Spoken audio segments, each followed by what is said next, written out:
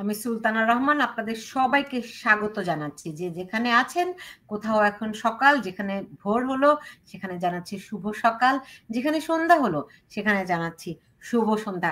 আজকে একটা ব্যতিক্রমী আয়োজন আমার। সেই ব্যতিক্রম আয়োজনটি এই কারণে করেছি, আমরা জানি যে গত কমাস ধরে, প্রায় 9 মাস ধরে আমরা এক অস্থির সময় অতিক্রম করছি। প্রতিনিয়তই একদম খুন খারাপি, কোথাও মানুষকে পিটিয়ে হত্যা, কোথাও বাড়িতে ঘরে আগুন দেয়া, একটা মানে একটা নেতিবাচকতার মধ্য দিয়ে আমরা যাচ্ছি। কোথাও কোনো যেন ভালো কোনো খবর নেই, দুশ্চিন্তা। এর মধ্যে আমরা জানি যে বাংলাদেশের সেনাপ্রধান গতকাল একটা সুদীর্ঘ ভাষণ দিয়েছেন, সেটি তার অফিসার্স অ্যাড্রেসে, এবং সেটি খুবই তাৎপর্যপূর্ণ। আমরা এটা নিয়ে কথা বলবো, তবে আজকে এখন নয়, একটু পরে কথা বলবো। আজকে এই এই দুঃসময়ে আজকে আমি একটা ভালো কিছু নিয়ে আপনাদের সামনে হাজির হয়েছে, সেটি হচ্ছে বইমেলা। সেই বইমেলাটি হচ্ছে এমন দুঃসময়ে, যখন মুক্তিযুদ্ধের ইতিহাস মুছে দেওয়ার চক্রান্ত হচ্ছে, যখন বঙ্গবন্ধুর মর্যাদা, বঙ্গবন্ধুকে ভুলুণ্ঠিত করা হচ্ছে, অবমাননা করা হচ্ছে, তার প্রতি সম্মান জানিয়ে মুক্তিযুদ্ধকে সবার ঊর্ধ্বে তুলে ধরে নিউ ইয়র্কে আয়োজিত হতে যাচ্ছে বঙ্গবন্ধু বইমেলা 2025। এইরকম একটি সময়ে এ ধরনের আয়োজন নিঃসন্দেহে খুবই তাৎপর্য বহন করে। যারা এর আয়োজক, আজকে তাদের সঙ্গে আমি কথা বলবো। কেন এরকম একটি ব্যতিক্রম আয়োজন নিয়ে তারা এই সময়ে এসেছেন, এই বিষয়ে যেমন জানবো, তেমনি এই মেলায় কি কি আয়োজন থাকছে সে বিষয়েও কথা বলবো। আমার সঙ্গে যুক্ত হচ্ছেন এই মেলার অন্যতম সংগঠক ডক্টর নুরুন নবী, আপনাকে আমি স্বাগত জানাচ্ছি। এবং আরো একজন আয়োজক রয়েছেন, তিনি রওশনারা নিপা। রওশনারা নিপাকেও স্বাগত জানাচ্ছি।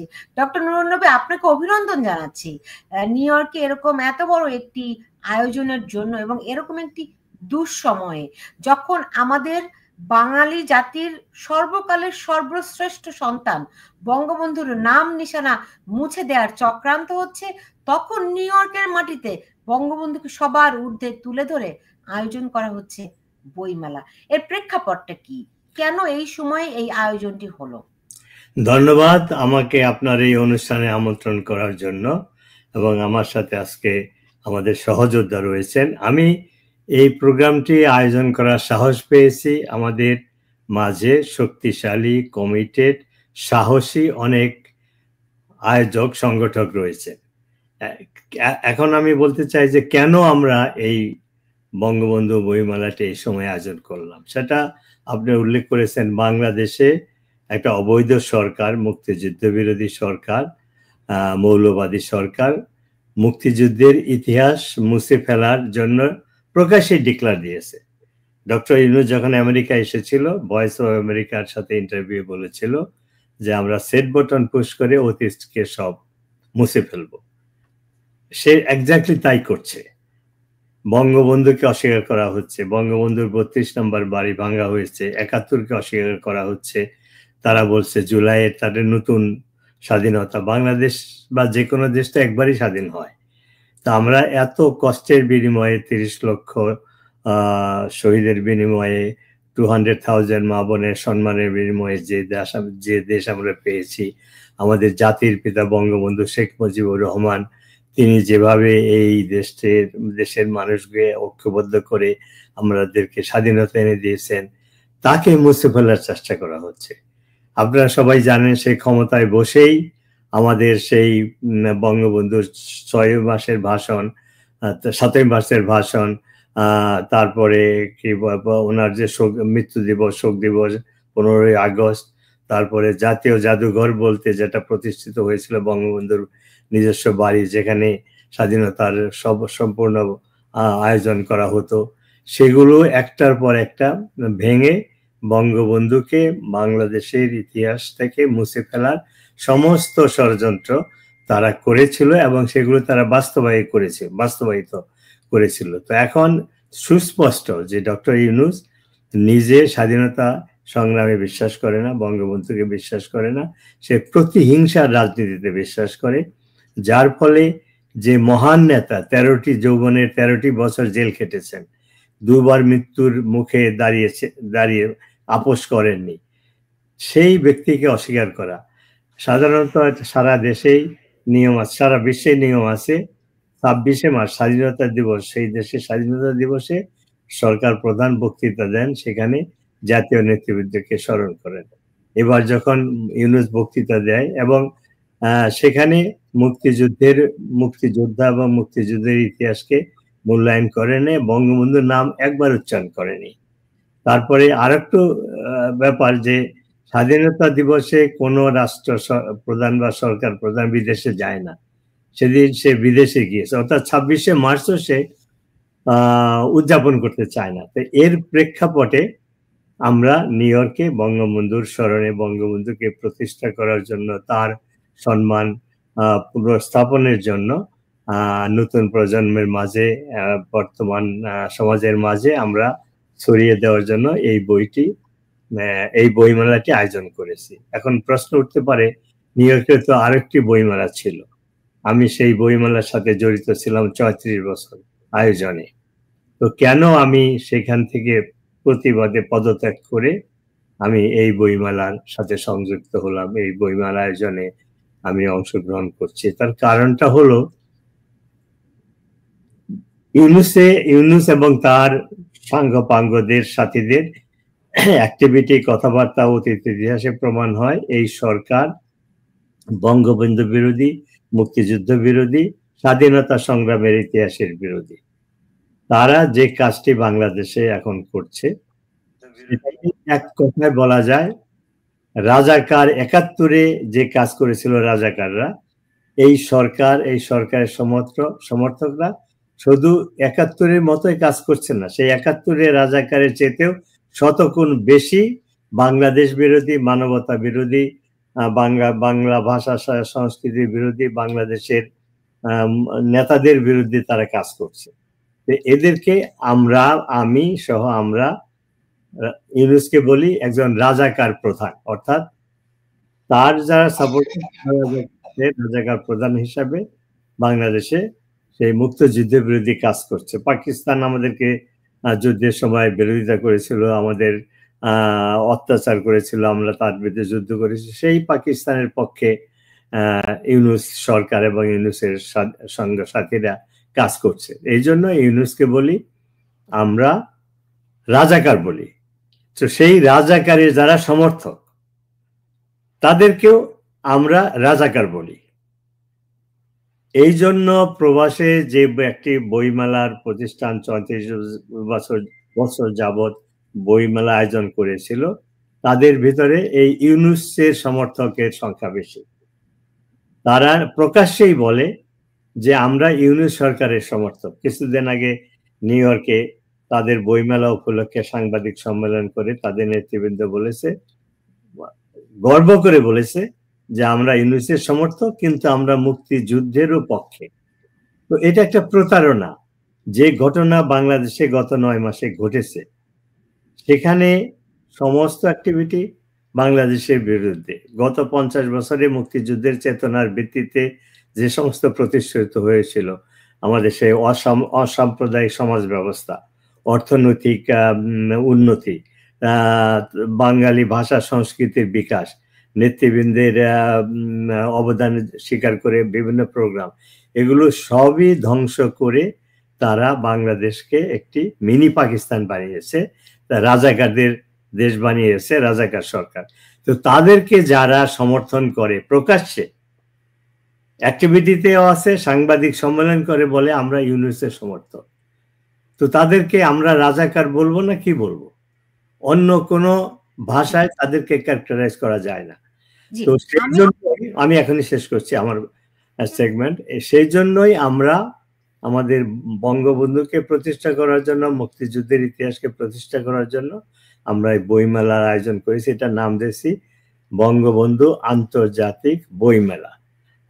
এবং আমাদের যথেষ্ট সমর্থক রয়েছে এবং তারা উৎসাহ নিয়ে কাজ করছে। আমরা প্রমাণ করতে চাই যে বঙ্গবন্ধু মানে বাংলাদেশ, বাংলাদেশে বঙ্গবন্ধুর স্মৃতি অবদান কেউ মুছে ফেলতে পারবে না। আমরা এখানে বইমেলার মাধ্যমে, বইয়ের মাধ্যমে ইতিহাসের আমরা প্রতিষ্ঠা করব এবং সবাইকে জানাবো যে বঙ্গবন্ধু বাংলাদেশ একই কথা। ধন্যবাদ। জি, অনেক ধন্যবাদ আপনাকে।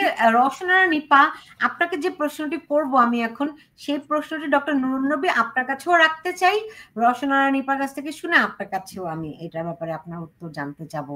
আপনারা দুজন দুই প্রজন্মের মানুষ। নবী ভাই, আপনি নিজে সশস্ত্র যুদ্ধ করেছেন, আপনি বীর মুক্তিযোদ্ধা।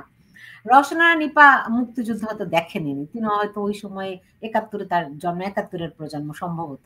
বয়স বলে দিচ্ছি না আপনার আমি, কিন্তু আপনাকে আনমিউট করতে হবে। রওশন আরা নিপা। ও হ্যাঁ, আমি বলছিলাম আমার ৭১-এ জন্ম, এটা কোনো সমস্যা নাই, বয়সটা বাড়াতে চাই।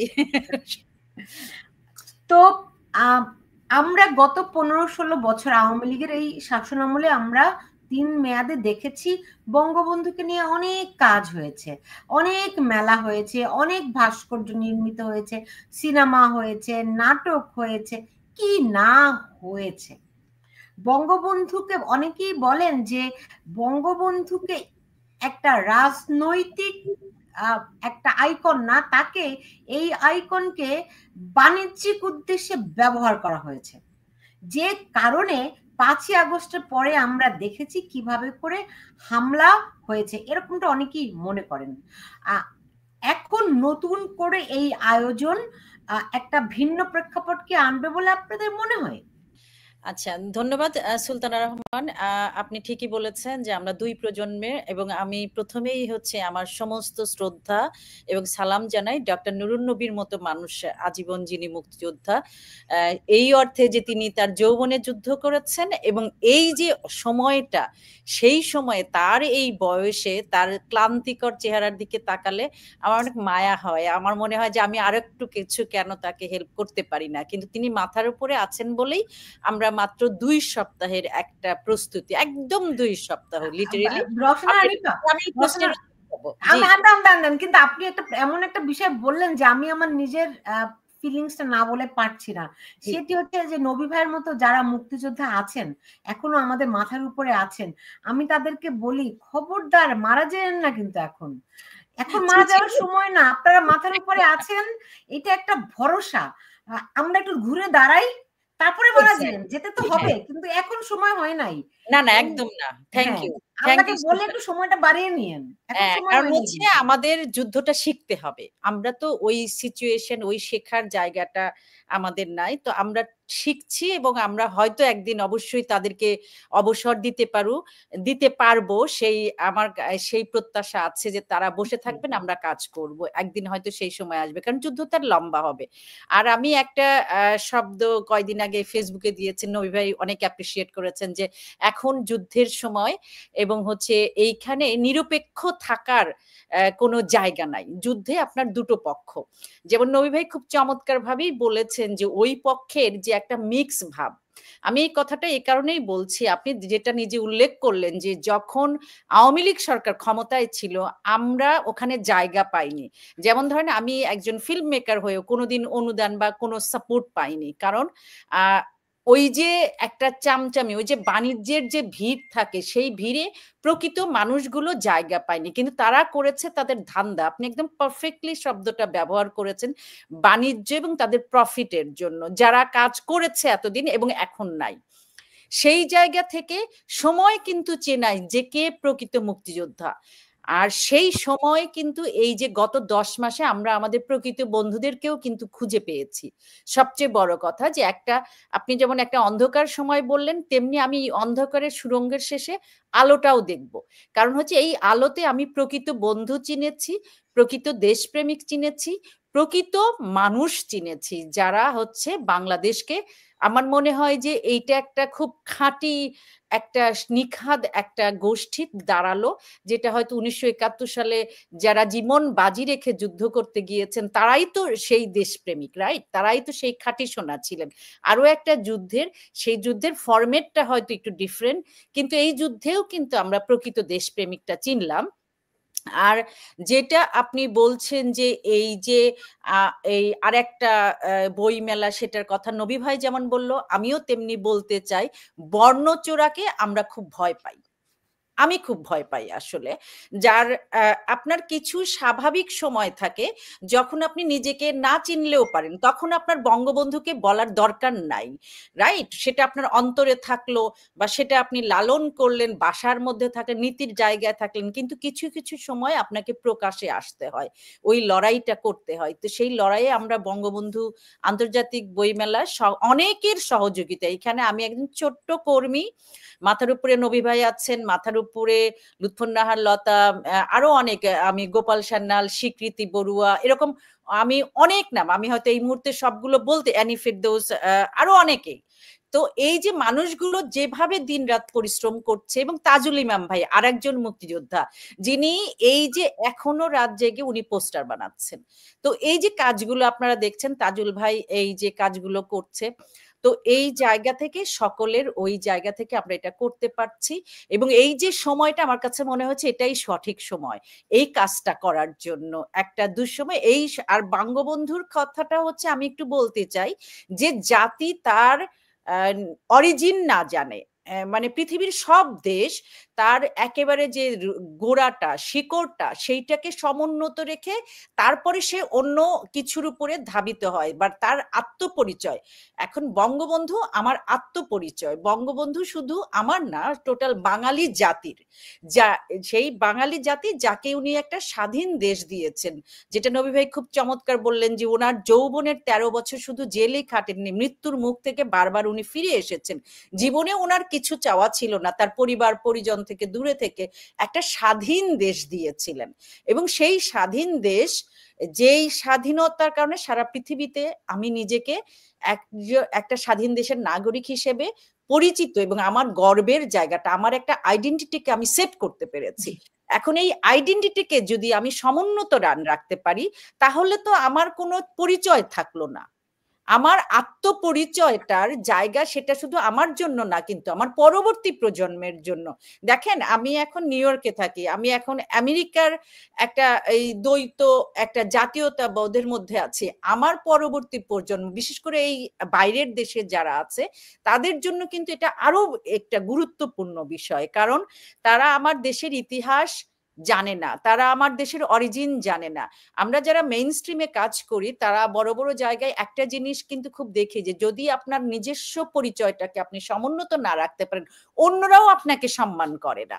তাহলে আমার ওই পরিচয়টা আমার পরবর্তী প্রজন্মের কাছে যে পৌঁছে দেওয়া, সেই কাজটার জন্য আমরা কিন্তু প্রবাসে এই যে এত বড় যজ্ঞটা, বা যেটা আমাদের সীমিত সামর্থ্য দিয়ে আমরা শুরু করেছি, এবং আমার মনে হয় নবী ভাইদের সাথে থেকে আমরা একটু কাজের ভাগ নিচ্ছি, আমাদের দায়িত্ব হবে পরবর্তী একটা প্রজন্মকে আবার তৈরি করে যাওয়া। এই যে লিগাসিটা, এইটাকে আমরা ধারণ করব। এবং আপনার যে প্রথম প্রশ্নটা একটু আগে ছিল যে আমাদের এই বই মেলায় শুধু বই থাকছে কিনা, এই বই মেলার অসংখ্য আয়োজন থাকছে, বই তো থাকছেই, স্টল, এর বাইরে আমাদের সেমিনার হচ্ছে, বঙ্গবন্ধু এবং বই নিয়ে আলোচনা হচ্ছে, নতুন বইয়ের মোড়ক উন্মোচন হচ্ছে, কবিতা থাকছে, গান থাকছে, এবং একটা চলচ্চিত্র, একটা প্রদর্শনী থাকছে, একটা বাঞ্চ অফ চলচ্চিত্র, স্বল্প দৈর্ঘ্য চলচ্চিত্র। তো আমাদের আমি একটু বলে দিতে চাই এই মেলাটি হচ্ছে শনিবার এবং রবিবার জয়া হলে, তাই তো? Exactly 63 108 Woodhaven Boulevard, right? হ্যাঁ, একদম।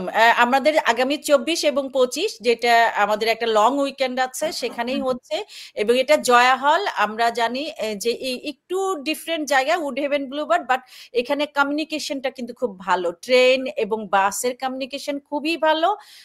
যে কেউ জাস্ট একটু গুগল ড্রাইভ সার্চ করলে, এবং আমরা অনেক পোস্টারের মধ্যে লোকেশনটাও দিয়ে দিচ্ছি, তো ওখানে পৌঁছে যাবেন। আমরা আশা করছি আমি আবার জয়া হলের ঠিকানা বলার সময় বলে দিই, কুইন্স মলের পাশে। একদম একটা বলেছেন, দ্যাটস এ গুড পয়েন্ট। হ্যাঁ, কুইন্স মল সবাই চিনে। থ্যাংক ইউ সুলতান, এটা হচ্ছে সাংবাদিকের কাজ। কুইন্স মল সবাই চিনে, ওখানে গেলেই আসলে থাকবার।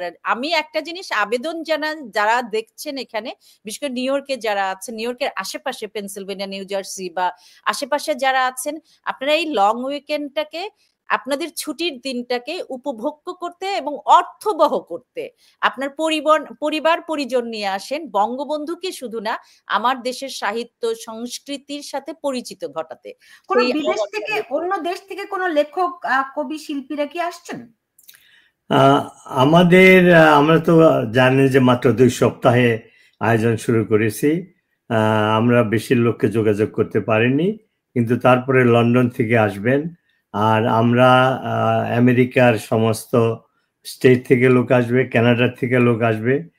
লিস্টে যে সমস্ত লোকের নাম দেখেছেন, লেখক, কবি, সাহিত্যিক, এরা বিভিন্ন স্টেটের, কানাডার এবং ইংল্যান্ডের। সোফার বাংলাদেশ থেকেও আমরা কোনো অতিথিকে আনতে পারিনি, কিন্তু এমনি যারা এখানে অন্য কাজে এসেছেন তারা অংশগ্রহণ করবেন।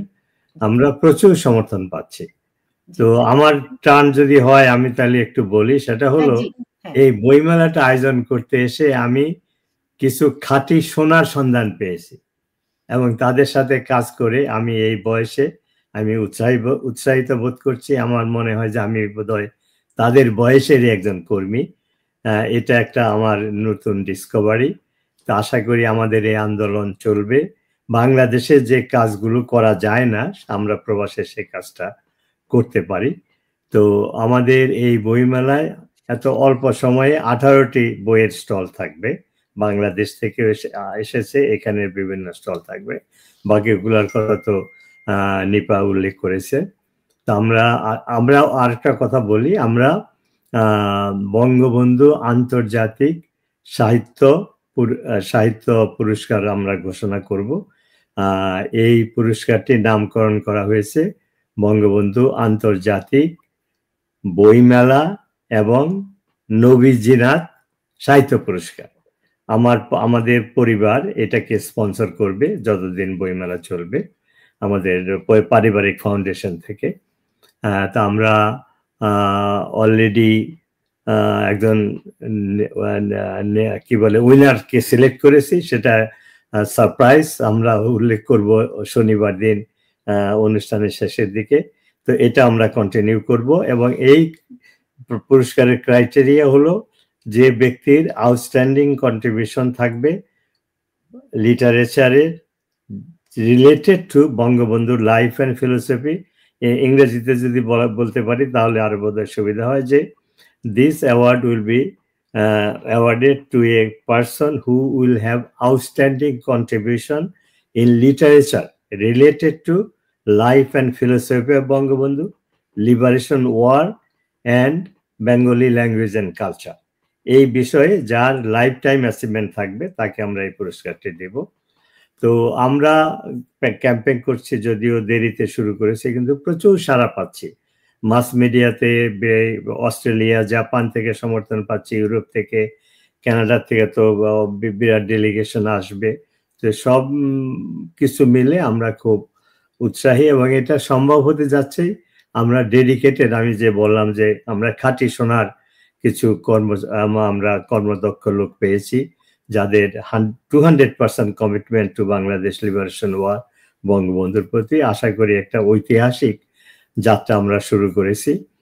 আমাকে অনেকেই প্রশ্ন করে যে আপনি এরকম একজন নোবেল লরেটের বিরুদ্ধে যুদ্ধে নেমেছেন।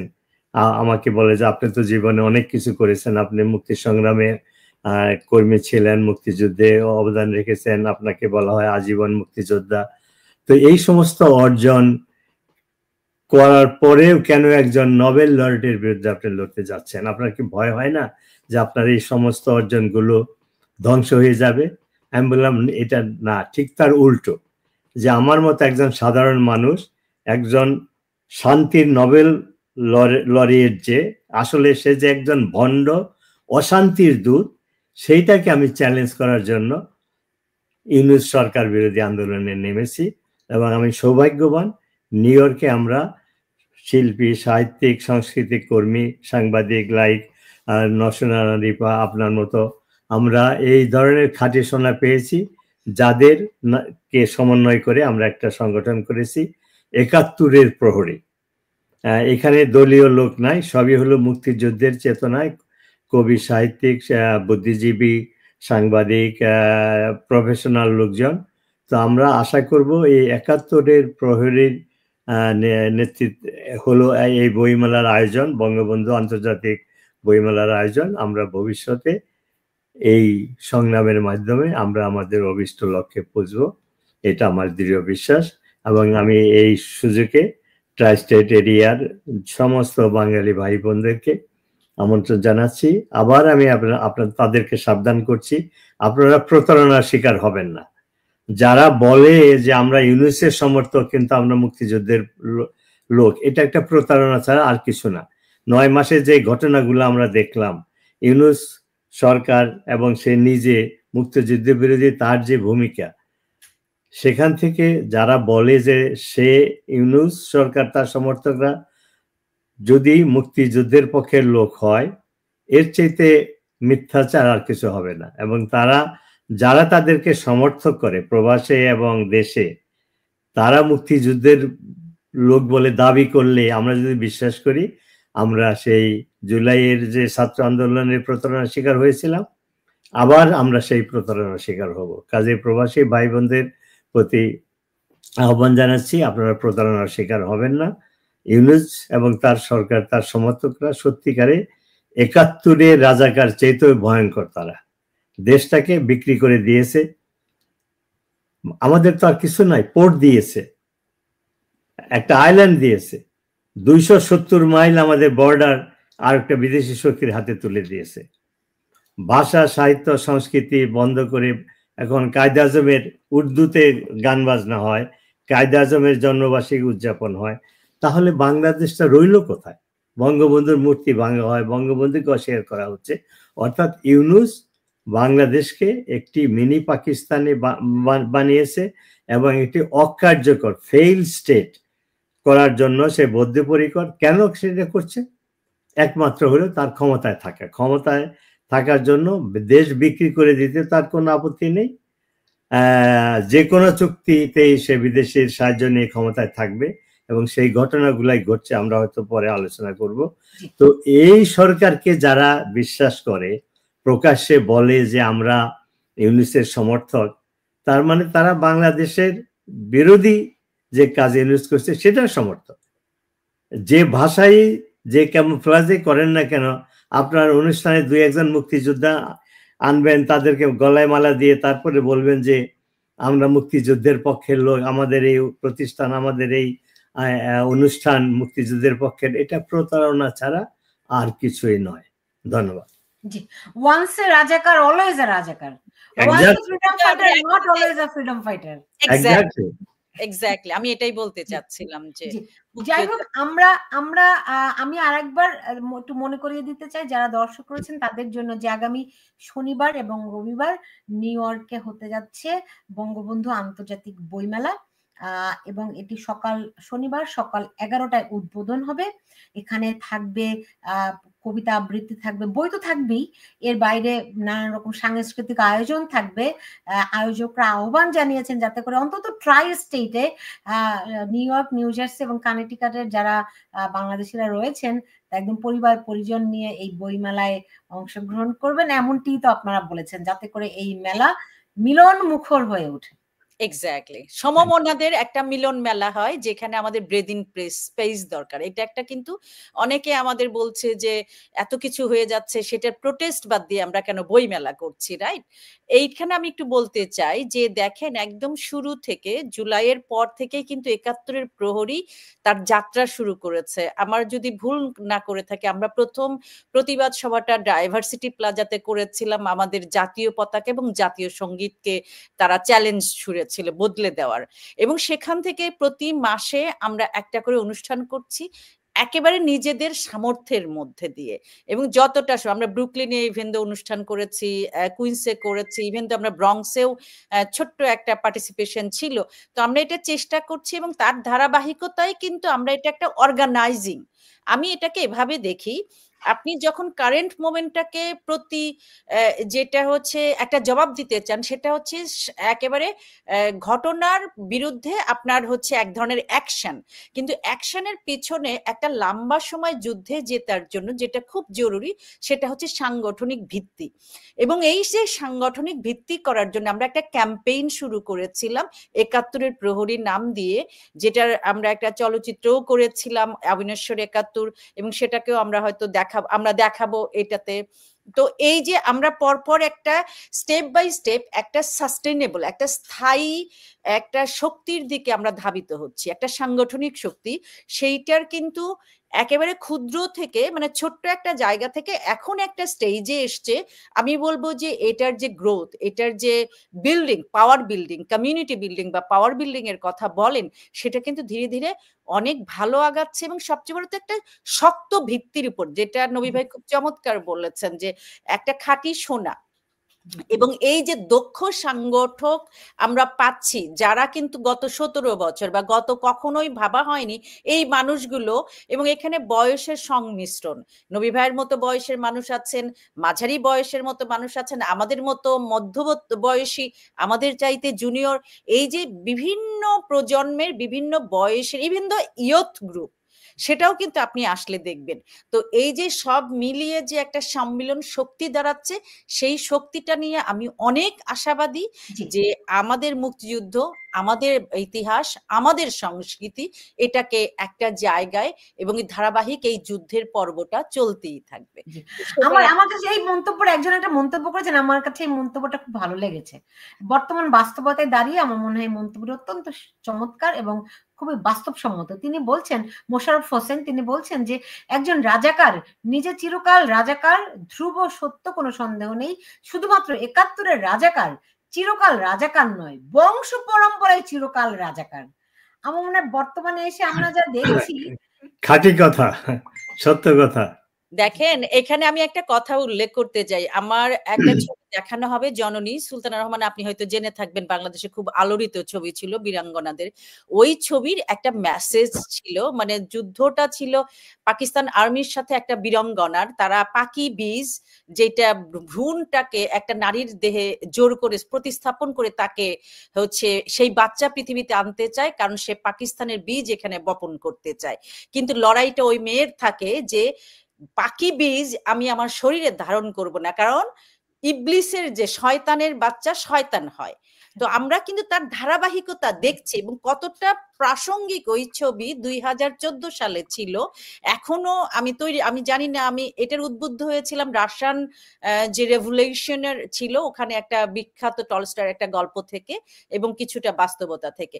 তো সেখানে এই যে আপনি দেখেন আজকে যারা পাকি বীজ, যে খুব কম সংখ্যক, তাদের সংখ্যা কিন্তু সামান্য, কিন্তু তাদের আস্ফালন, তাদের যে মানে কি বলবো হুঙ্কার, সেইটাতে তারা এমন ভাবে ছড়িয়ে দিয়েছে যে গত 10 মাসের কার্যক্রমে দেখে মনে হয় না যে আমার দেশের মুক্তিযুদ্ধ ছিল।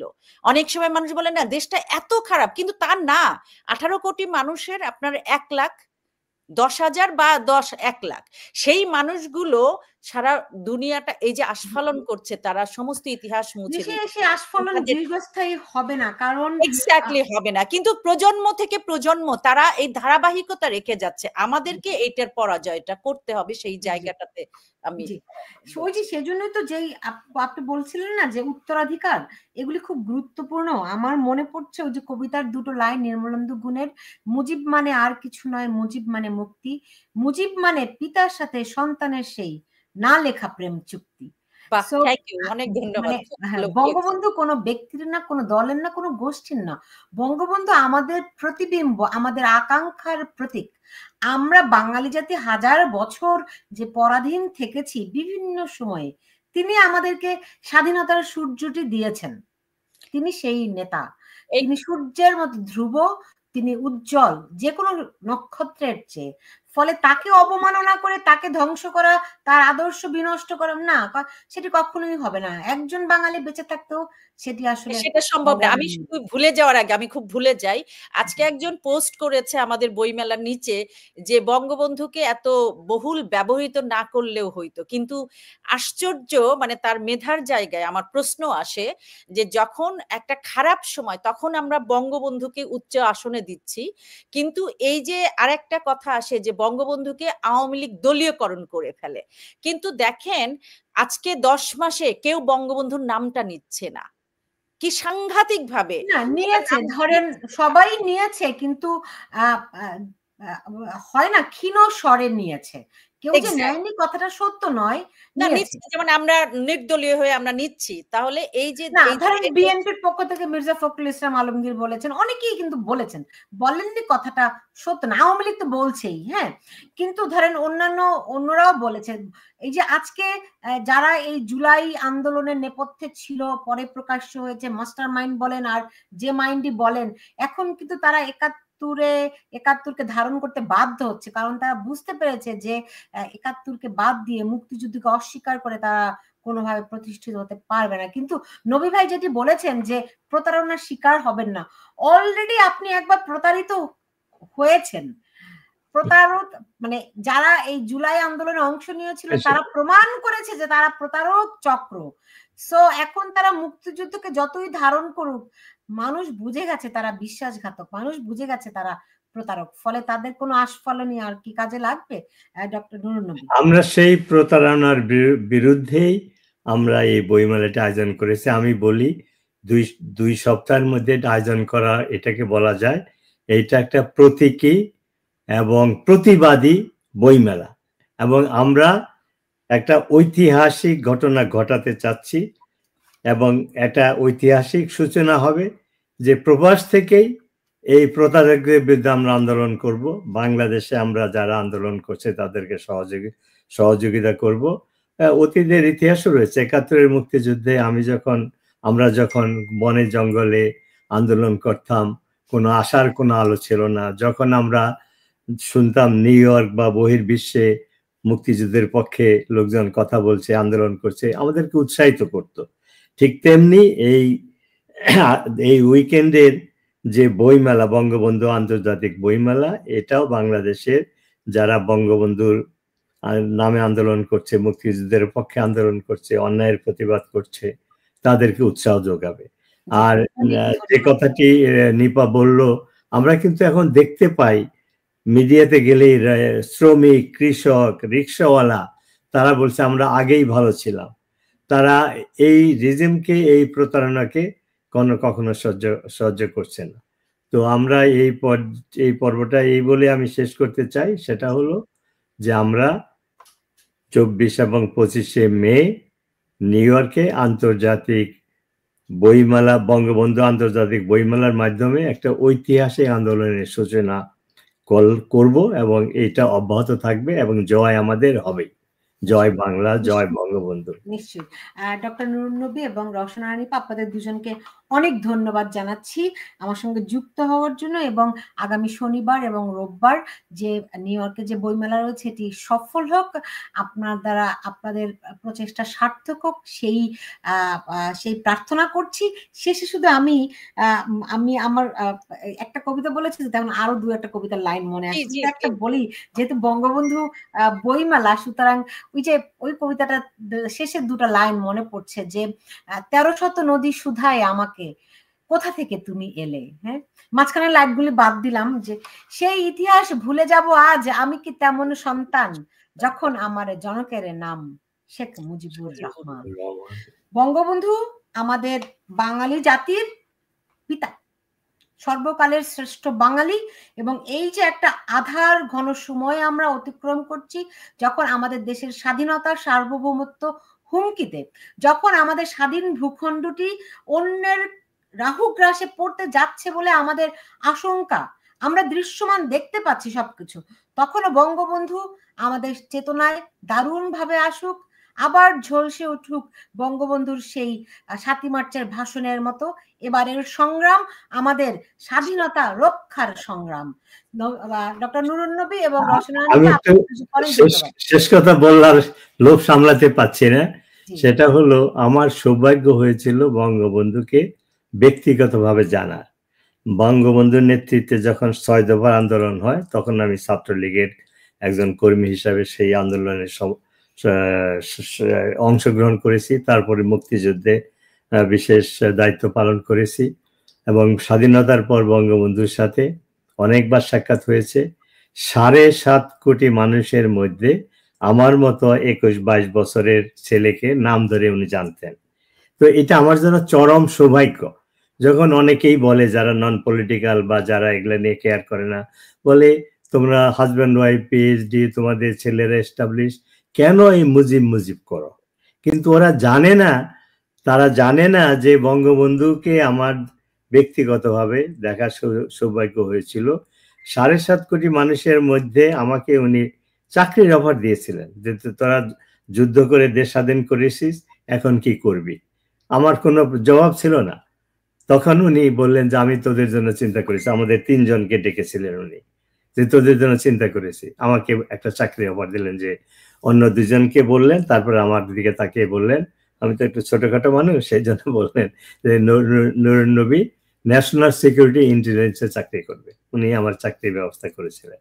তো এই যে ফাদার অফ দি নেশন কেন তাকে বলা হয়, যে উনি যে সন্তানদের, সারা দেশের মানুষকে উনি সন্তান হিসাবে ট্রিট করতেন, মূল্যায়ন করতেন, এবং আমার মতো ২১-২২ বছরের এক যুবকের চাকরি কি হবে সেটা তিনি চিন্তা করলেন, প্রধানমন্ত্রী হয়েও।